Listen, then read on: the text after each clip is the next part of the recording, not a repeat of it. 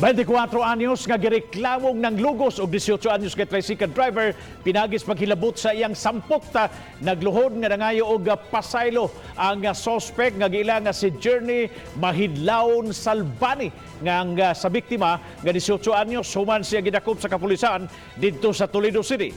Matud pa nga samtang naghuwat og pasahero ang biktimang tricycle driver sa sitio Laray 1, Barangay Poblacion, Toledo City, miabot ang suspect og mitanyag kaniyag 200 pesos aron na muuban kaniya. Mibaliban ang biktima apan way nahimo tungod kay dakog lawas ang mga mahuyang nga sayon ra kay mibitad kaniya.